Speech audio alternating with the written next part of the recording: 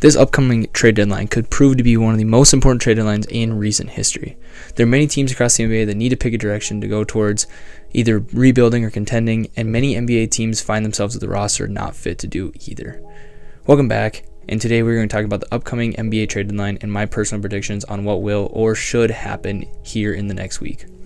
While there have already been 3 massive trades with Pascal Siakam, OG Anunoby, and Terry Rozier being moved to the Pacers, Knicks, and Heat respectively, at the time of recording, there are still many big names in the market, the biggest being DeJounte Murray. That leads me to my first team that needs to make a change, the Atlanta Hawks. At the time of this recording, the Hawks are barely holding on to the 10th seed and sit well below 500.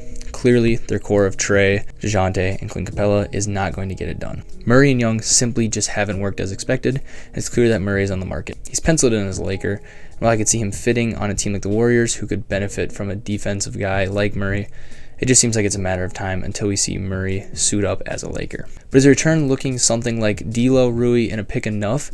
And would this be the last move?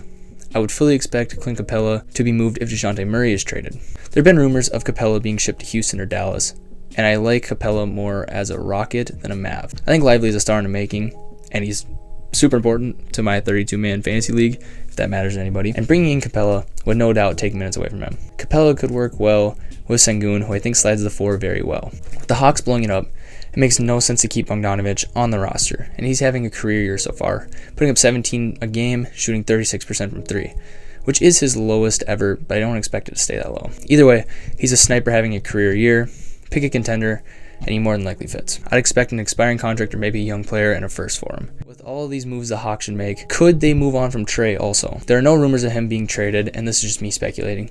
But if the Hawks go full rebuild, would he want to stay around? I think it would be funny to see him as a Knick at some point. Just wanted to throw it out there. Brunson is better, so I don't see them making that trade. But just imagining Trey playing every night at the Garden is hilarious to me. There have been small talks about him going to LA, but I don't think the Lakers have the assets to pull it off. I think that if that move happens, that is more of a sign that Atlanta gave up on Trey. Realistically, I could see him as a Spur.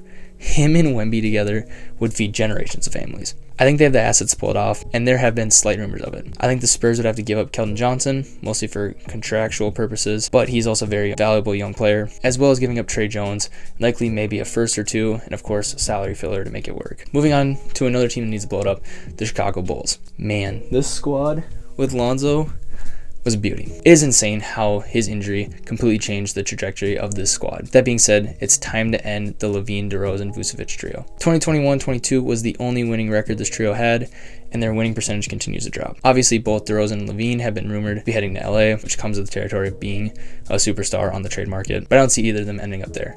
I could see DeRozan maybe being a Laker if they don't get Murray, but unlikely in my opinion. The Pistons of all teams have been looking at Zach, which I personally don't get. They just need to accept that they're going to suck and try not to trade future for some meaningless wins this year or next year. It just doesn't make sense to me. I'm actually re-recording this because many things have changed since the first time I recorded this, and the biggest is that Zach is now having season-ending surgery, so this is now more looking towards off-season moves for Chicago, at least when it comes to Zach LaVine. This is also why I don't think it makes sense for Detroit to trade for him. Maybe if they think they have something going for next year, but I just don't see it. In December, Zach's preferred destinations were the Lakers, Sixers, Spurs, or Kings. I could see him being a Sacramento King. You need to trade Kevin Huerter and Harrison Barnes to make the contracts work if you wanted to keep Fox and Sabonis. The Kings would also likely need to give up Keegan Murray or multiple picks in the range of 2 or 3.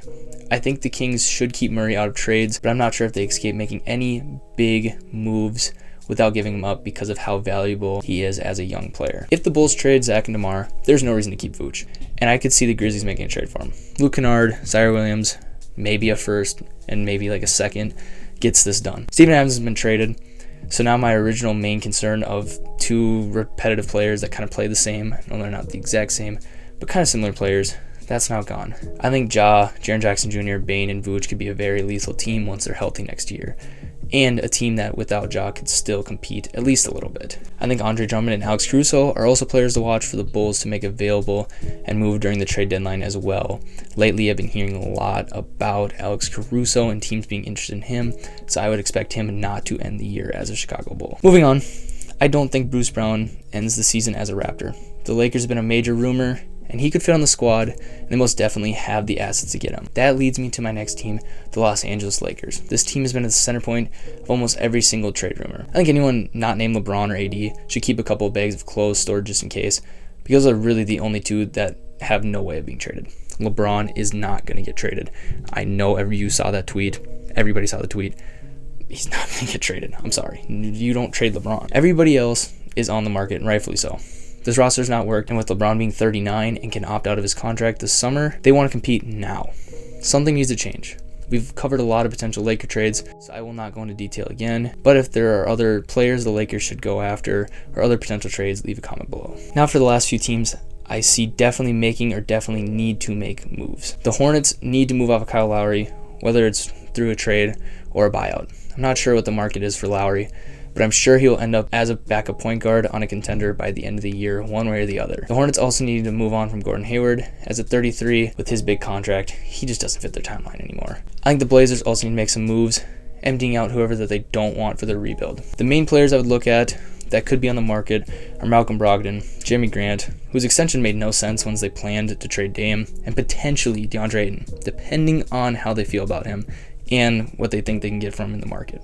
Moving on, the Pistons need to get rid of vets to make room for younger guys to get ticked to develop. Bojan Bogdanovic could get moved, and there should be some market for him, but it also wouldn't surprise me if he finishes the year out in Detroit. Alec Burks could get some traction in the market, in my opinion, and I think Detroit could get a better than expected return for him. There are a couple of other vets on the squad that maybe could be traded for, or at least included in deals, if they were to make a massive move. Now, to finish up, I have two teams that I don't think are very likely to make moves, but in my opinion should. To start, I could see a world where Washington gives up on the Kuzma-Poole duo. The Wizards are bottom feeders, and although both Poole and Kuzma are locked up for 4 years, I don't see this duo working. I just don't. Kuzma should have somewhat of a strong market, who could be a great third option on a different team. I could see a world where the Mavs look to bring him in as a third option alongside Luka and Kyrie. Poole, on the other hand, yikes. From a 20-point per game scorer as a part-time starter on the Golden State Warriors and looking like a future star to 16 points per game as a Wizard. I personally think Poole could still be a very good player at some point in his career and play good winning basketball at some point, but the situation he's in just isn't working. The thing is, I look around the NBA and I'm not sure who would be willing to give up assets in the middle of the season to bring in Poole. Either way, this duo needs to break up one way or the other. Lastly, I could see the Warriors sneaking in and shocking the world this trade deadline. At the time of this recording, the Warriors sit just outside the play-in. Their old core is beginning to age out, and the young core is getting frustrated. The Warriors need to reconstruct this roster around Steph as he heads into his last couple years in the league. I could see them either trading away their young assets like Kuminga and Moody to try and make one more run with their old stars and their old core, or they could trade away Klay Thompson, Draymond Green, Chris Paul, and Andrew Wiggins and commit to this season being a development year for this new core. Kind of like the one season when Curry broke his hand and was out for the year. They really just tanked that 1 year. It was almost like a 1 year rebuild. Something along those lines. If they commit to this being a development year for the new core and try and make a push around Curry with a new core, I could see it working. I honestly don't think Golden State does anything drastic, as they've given no indication to blow it up, but it is something to think about. Like, just imagine Draymond or Klay sitting next to LeBron as a Laker. Like I said, I think they stay put, but let me know your thoughts. This trade deadline could be huge, and it's off to a good start with big names already on the move. Who do you see finding a new home? Should your favorite team try and enter the market to improve? What are your thoughts? Let me know, and thanks for watching.